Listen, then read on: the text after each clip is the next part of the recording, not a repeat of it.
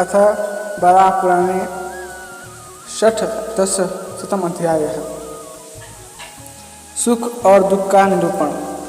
भगवान वराह कहते हैं, महाभागे, मेरे द्वारा निर्दिष्ट विधान के अनुसार जो कर्म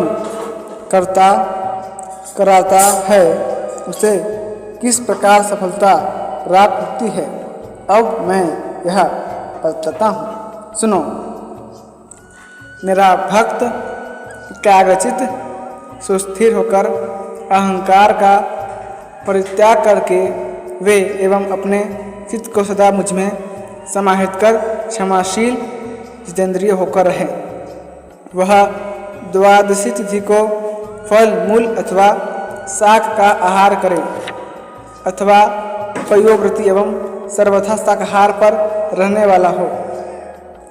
षष्ठी, अष्टमी, द्वादशी, अमावस्या, चतुर्दशी इन तिथियों में वह संयम पूर्वक ब्रह्मचार्य का पालन करे।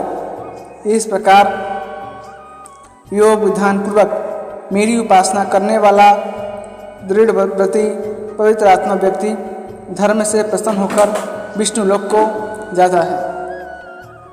वहाँ उसकी 18 भुजाएं होती हैं और उनमें वह धनुष, तलवार, बाण तथा गदा धारण कर सारूप्य मोक्ष प्राप्त करता है।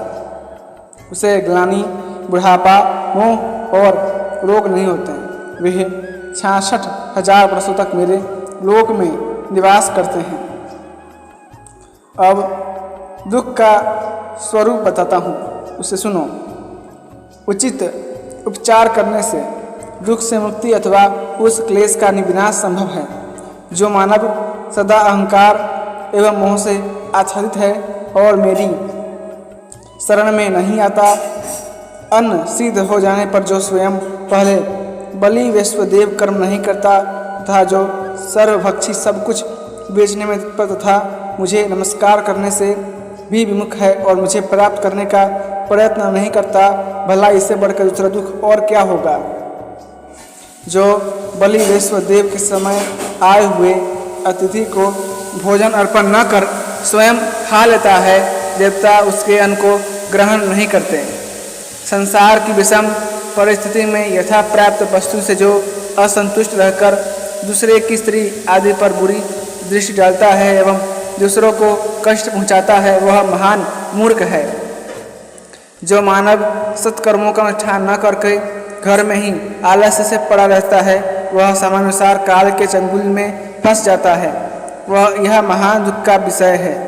कुछ पुरुष अपने कर्मों के प्रभाव से सुंदर रूप प्राप्त करते हैं और कुछ दूसरे कुरूप होते हैं। कुछ विद्वान पुण्यात्मा गुणों के ज्ञाता और संपूर्ण शास्त्रों के पारगामी होते हैं और कितने बोलने में भी असमर्थ, सर्वथा गूंगे।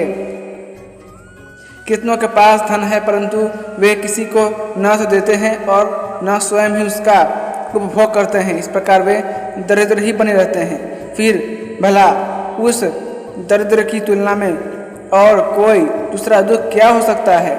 किसी पुरुष की दो स्त्रियां हैं, उन दोनों में से पति एक की तो प्रशंसा करता है और दूसरी को हीन मानता है, तो उस भाग्यहीना स्त्री के लिए इससे बढ़कर अन्य दुख क्या होगा। यह सब पूर्व के ही कर्मों का तो फल है।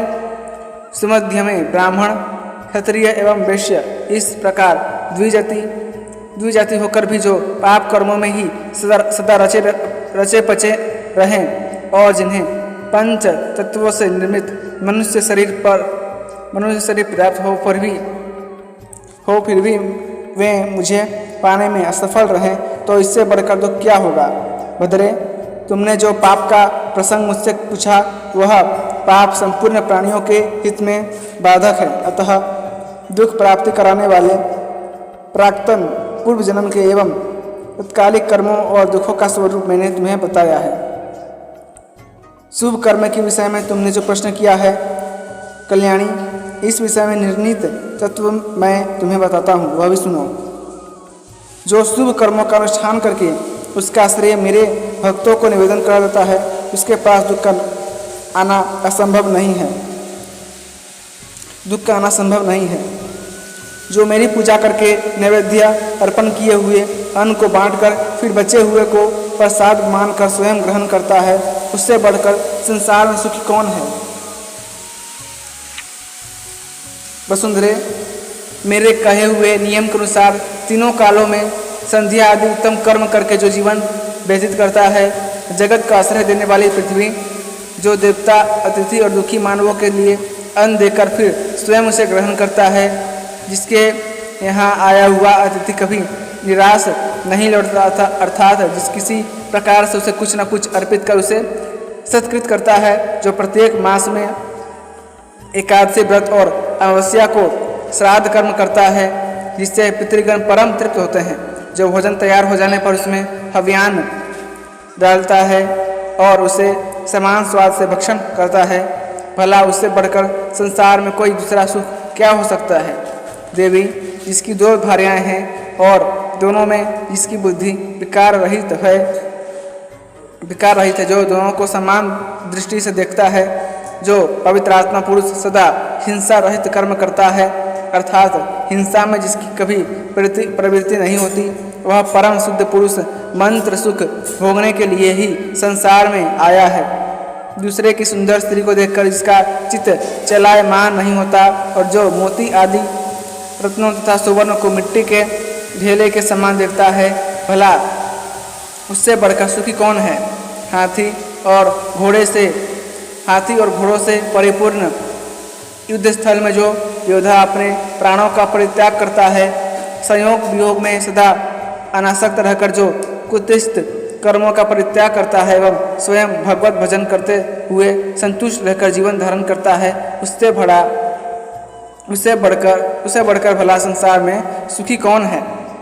हे वसुंधरे, स्त्रियों के लिए पति की सेवा ही व्रत है। ऐसा समझकर जो स्त्री अपने स्वामी को सदा संतुष्ट रखती है, धनी होकर भी जो पंडित पुरुष जितेंद्रिय और पांचों ज्ञानेंद्रियों को वश में रखे हुए हैं, जो अपमान को सहता है तथा दुख में उद्विग्न नहीं होता, इच्छा अथवा अनिच्छा से भी जो मेरे उत्तम क्षेत्र में प्राणों को छोड़ता है, जो पुरुष माता और पिता की सदा पूजा करता है तथा देवता के भांति नित्य प्रति उनका दर्शन करता है, तो इस सुख से बढ़कर संसार में अन्य कोई सुख नहीं है। संपूर्ण देवताओं में जो मेरी ही भावना करके पूजा करता है, उससे मैं तिरोहित नहीं होता हूँ और न वह मुझसे ही तिरोहित होता है।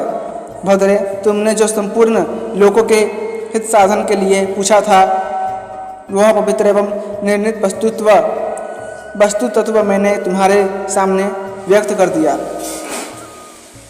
अथ वराहपुराणे 16 अध्याय संपूर्णम। इसी के साथ वराहपुराण का 16वां अध्याय 116वां अध्याय समाप्त हुआ। यदि आपको वराहपुराण की कथाएं पसंद आती हैं तो कृपया करके वीडियो को लाइक करें, चैनल को सब्सक्राइब करें और अपने दोस्तों के साथ जरूर शेयर कीजिएगा। धन्यवाद। जय श्रीमन नारायण।